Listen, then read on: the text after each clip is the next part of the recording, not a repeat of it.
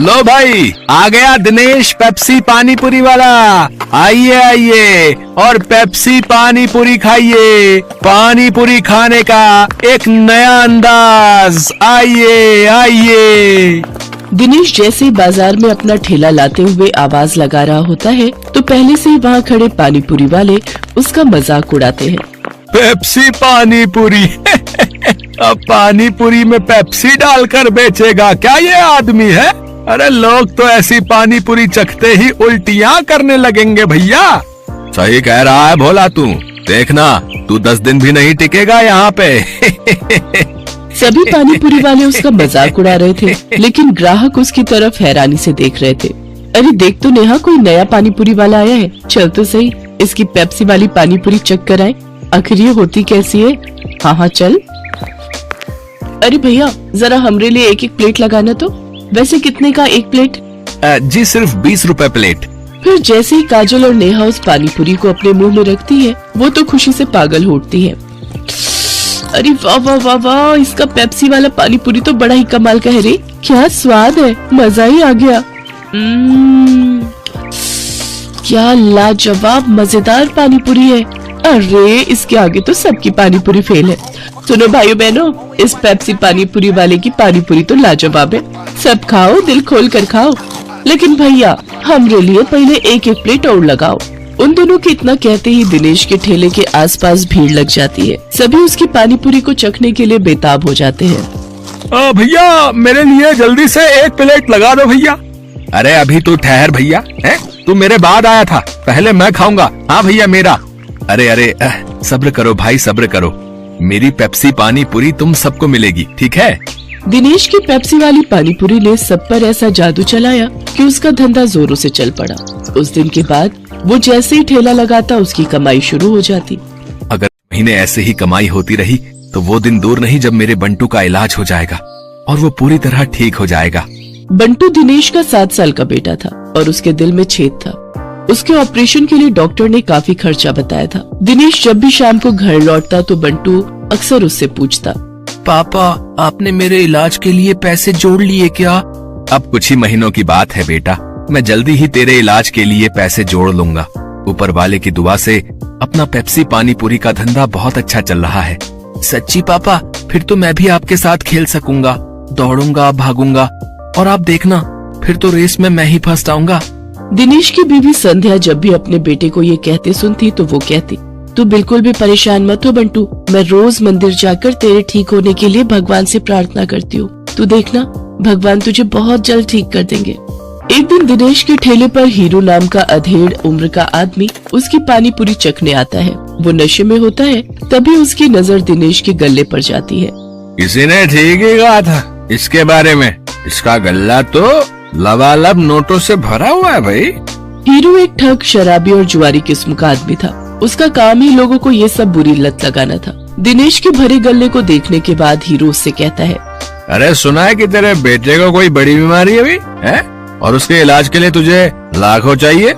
हाँ भाई सही सुना है, मुझे मेरे बेटे के इलाज के लिए कई सारे पैसों की जरूरत है।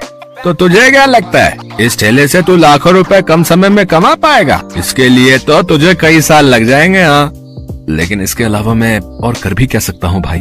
देख इसमें मैं तेरी मदद कर सकता हूँ। अगर तुझे हफ्ते भर में ही 5 लाख रुपए कमाने हो तो मुझे आकर मिल लेना। ये रहा मेरा पता, ठीक है ना? अच्छा अब मैं चलता हूँ, ठीक है भाई? आखिर ऐसा कौन सा रास्ता है इसके पास जो ये मुझे एक हफ्ते में इतने पैसे कमा कर दे देगा? खैर मुझे क्या, मुझे तो बस अपने बेटे के इलाज के लिए पैसे से मतलब है। एक काम करता हूँ, एक बार जाकर इससे मिल ही लेता हूँ। यही सब सोचकर एक दिन दिनेश जाकर हीरू से मिलता है। उसे ऐसे सपने दिखाता है कि दिनेश ज्यादा पैसे कमाने के लालच में उनके साथ जुआ खेलने लग जाता है।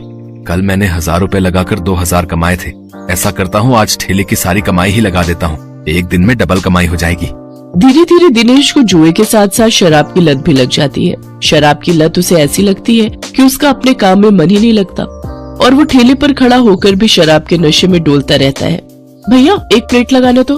अरे लगता है इस आदमी ने तो शराब पी रखी है। चलो चलो हमें नहीं खानी इसकी पानी पूरी, चलो दूसरी वाली पानी पूरी खाने चलते हैं।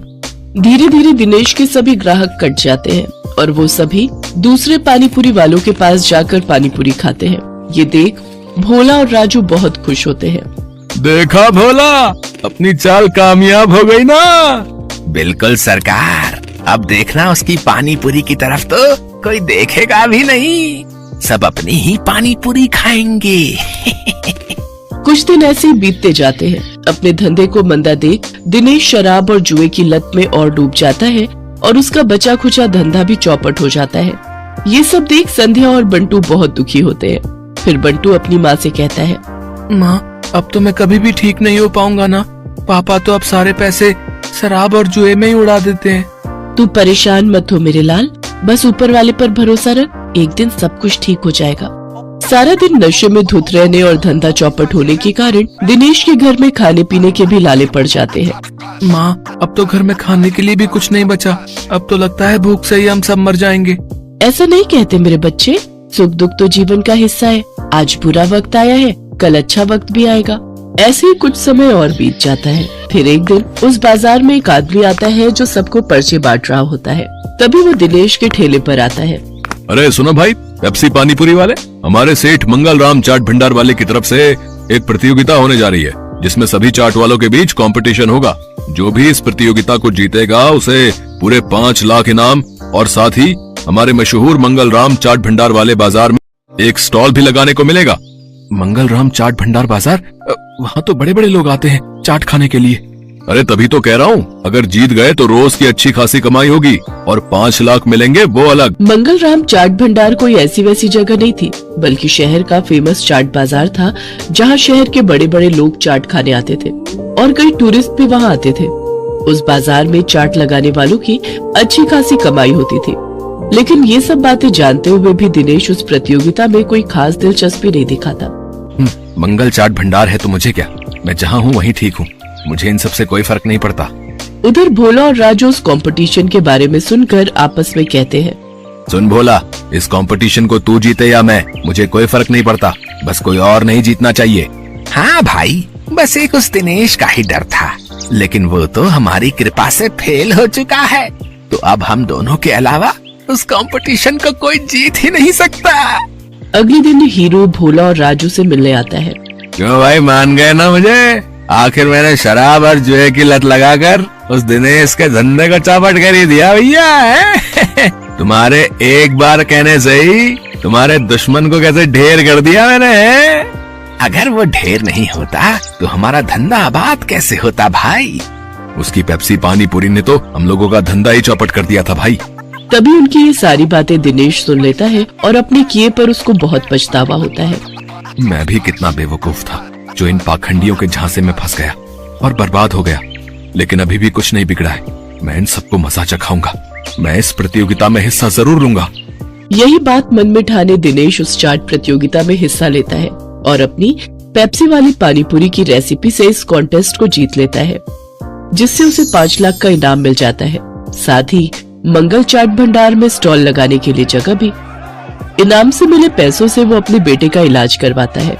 बंटू पूरी तरह से ठीक हो जाता है और वो भी दूसरे बच्चों की तरह खेल कूद करने लगता है। दिनेश की पेप्सी पूरी अब मंगत राम चाट भंडार की जान बन गई थी। उस बाजार में जो भी ग्राहक आता वो उसकी पानीपुरी चखे बिना वापस नहीं जाता। उसकी तरक्की देख राजू, भोला और हीरो को अपनी करनी पर बड़ा पछतावा होता है।